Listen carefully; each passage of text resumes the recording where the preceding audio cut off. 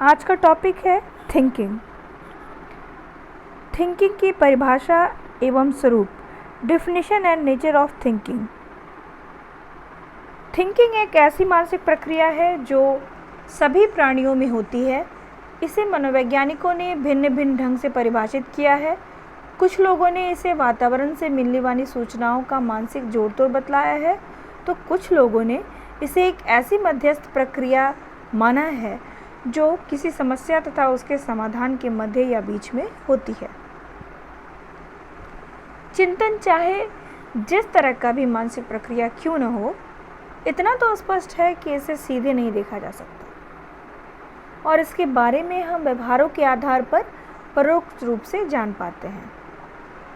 यही कारण है कि चिंतन को एक अव्यक्त मानसिक प्रक्रिया कहा गया है। कागन तथा हैफमैन ने 1976 में चिंतन की एक सर्वश्रेष्ठ एवं व्यापक परिभाषा दी। इनके अनुसार प्रतिमाओं, प्रतीकों, संप्रत्ययों, नियमों एवं अन्य मध्यस्थ इकाइयों के मानसिक जोड़ तोड़ को चिंतन कहा जाता है। सिल्वरमैन 1978 ने भी चिंतन की एक संक्षिप्त परंतु सटीक परिभाषा दी है। इनके अनुसार चिंतन एक ऐसी मानसिक प्रक्रिया है जो हम लोगों को उद्दीपक तथा घटनाओं के प्रतीकात्मक प्रतिनिधित्व द्वारा किसी समस्या का समाधान करने में मदद करती है। बेरोन 2006 के अनुसार चिंतन में संप्रत्ययों, प्रतिज्ञाप्ति तथा प्रतिमाओं का मानसिक जोड़ तोड़ होता है।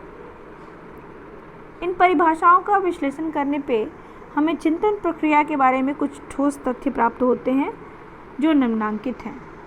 पहला, चिंतन में प्रतीकों, प्रतिमाओं आदि का मानसिक जोड़ तोड़ होता है। इसका स्पष्ट मतलब यह हुआ कि चिंतन में वस्तुओं की वास्तविक उपस्थिति आवश्यक नहीं है।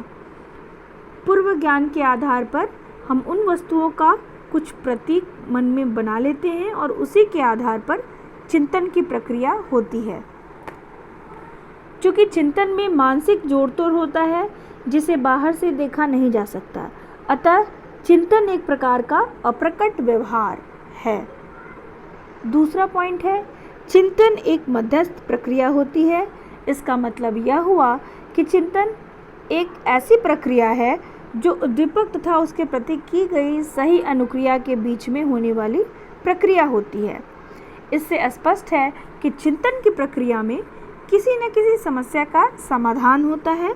यही कारण है कि चिंतन को कुछ मनोवैज्ञानिकों ने, जैसे विटेकर 1970 ने समस्या समाधान व्यवहार कहा है। विटेकर ने यह भी बताया है कि चिंतन में या समस्या समाधान व्यवहार में व्यक्ति प्रायः भूल तथा प्रयत्न करता है।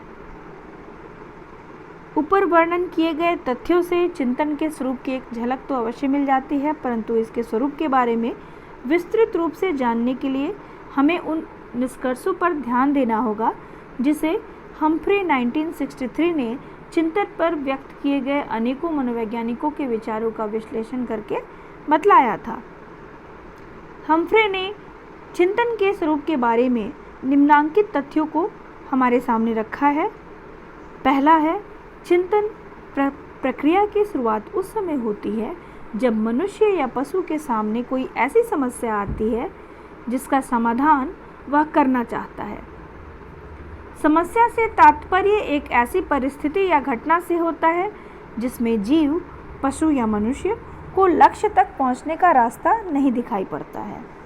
दूसरा पॉइंट है, चिंतन में समस्या के भिन्न भिन्न पहलुओं को जो समाधान के पहले अलग होते हैं तथा संयोजित किया जाता है, इनको एक साथ संयोजित किया जाता है। तीसरा पॉइंट है, चिंतन में गत अनुभूति सम्मिलित होती है, पास्ट एक्सपीरियंस।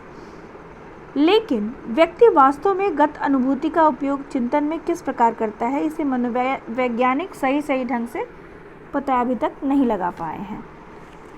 चौथा पॉइंट है, चाहे मानव चिंतन हो या पशु चिंतन, चाहे जीव को या मनुष्य को अथवा पशु को अप्रकट व्यवहार करना हो या प्रकट व्यवहार, चिंतन की प्रक्रिया में प्रयत्न तथा भूल की प्रक्रिया होती है।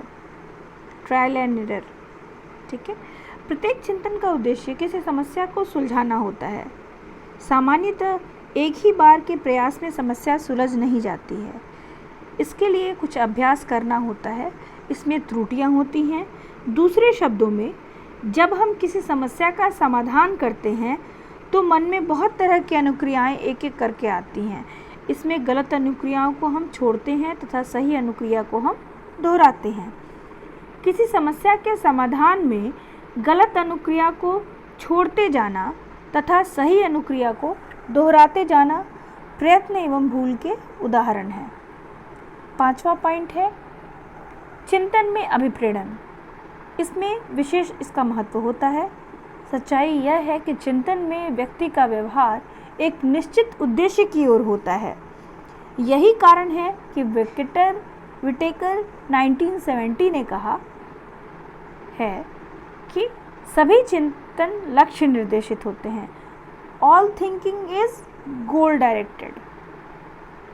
6वां पॉइंट है चिंतन में भाषा का काफ़ी महत्व होता है। चिंतन करते समय मन में या कभी कभी जोर से भी हम कुछ बोलते हैं, अर्थात भाषा का प्रयोग करते हैं।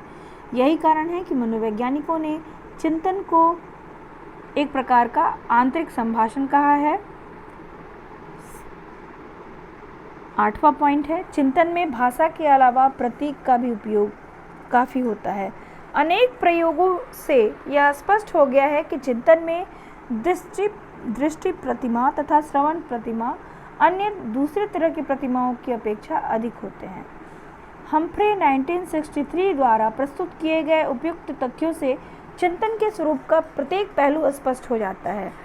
इसके आधार पर मनोवैज्ञानिकों ने यह स्पष्ट रूप से बतलाया है कि चिंतन एक जटिल मानसिक प्रक्रिया है जिसके सहारे प्राणी किसी समस्या का समाधान करता है। तो इस तरह से हमने चिंतन के बारे में और उसके स्वरूप के बारे में जाना। चिंतन